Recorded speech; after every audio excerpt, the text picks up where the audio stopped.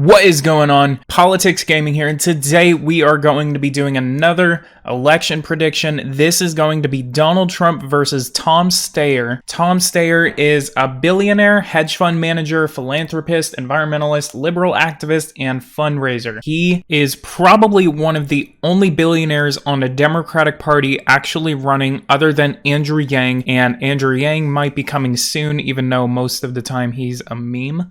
But in any case, what I am going to go ahead and fill out the map in which I already know which states are going to be going which way. North Carolina. North Carolina is shifting so conservatively that I do not believe that they are going to be voting for another Democrat unless we had another Obama coming in. Other than that, I do believe that North Carolina is a pretty safe Republican for the next couple of election cycles, depending on who is running.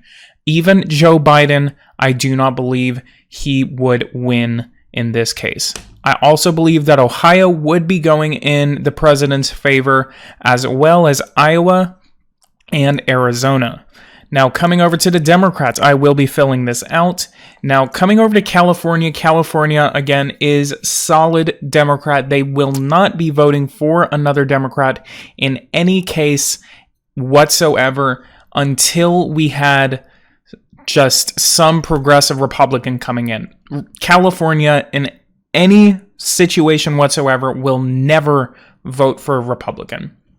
However, coming up to Oregon, I think in the case of Tom Steyer, I think that this is the only election in which I do believe that a Republican candidate, including Donald Trump, could actually win in the state of Oregon. However, it would be the closest election in that case. And this is why, is because Tom Steyer is a billionaire. He is probably one of the main guys a lot of these Democrats on the West Coast really loathe.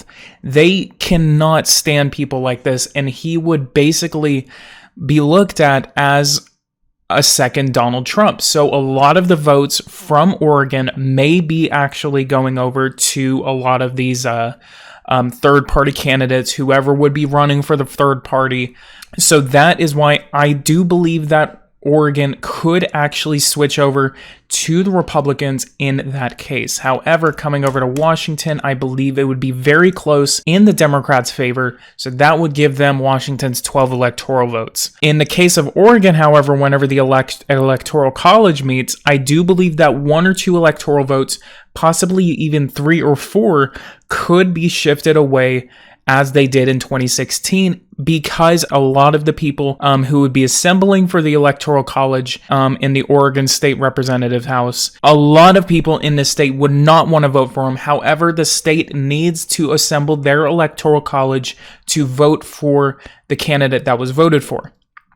But I also believe that it is actually state law in several states that they give the Electoral College to the person that is actually voted by popular vote. So I don't know if that would come into play. And if it did, it would be a huge Supreme Court decision.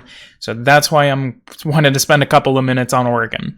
Coming over to Nevada, I do believe the same scenario would be happening in Nevada because of just the unpopular nature of Tom Steyer, that he's not very well known. He's not that big of a candidate, and he's not the best guy to be throwing into the ring against Donald Trump. Donald Trump would probably find something on him and then just completely take him out in any case. Coming over to the Democrats, I'm going to go ahead and fill in a couple of states that I automatically do believe that would be voting for a Republican or toward a Democrat in any case. That would be Vermont, Massachusetts, Connecticut, Rhode Island, New Jersey even, Delaware, Maryland, and even DC. DC has voted for a Democrat in every single election ever since 1963, or 1964. It was whenever the 23rd Amendment was passed. And then coming over to the president, he's going to be getting Florida's 29 electoral votes. He will be getting Maine's 2nd electoral district, and I do believe that he could actually win at large, while Tom Steyer would be getting the 1st electoral district. of Maine. So that would actually be the first case in a very long time, I believe since 1988, when Maine at large actually voted for the Republican candidate. Coming over to the president, he already surpassed his magic number of 272 electoral votes. Coming over there, a lot of the policies that I believe that Tom Steyer is going after, including impeachment, he would actually lose the Rust Belt. The Rust Belt would not be voting for him. Donald Trump would be voted in at a much higher rate than he was, which was under 100,000 votes in 2016. So that's my case for the Rust Belt. Coming over to Tom Steyer, he would be winning New York. He would be winning Virginia. Coming over to Minnesota, I do believe Minnesota would be giving the electoral votes that they have to the President of the United States. New Mexico would be voting for the Democrats. Hawaii would be voting for Democrats. And then New Hampshire would be voting for the Republicans. Colorado is our last state that we are looking at. Obviously Alaska is going to be voting for them, for the Republicans. And Colorado is also a mixed case scenario. Colorado is not that competitive, but a lot of the people think that Colorado can switch. It would be a very special case, but even Tom Steyer would be winning Colorado by a very slim margin.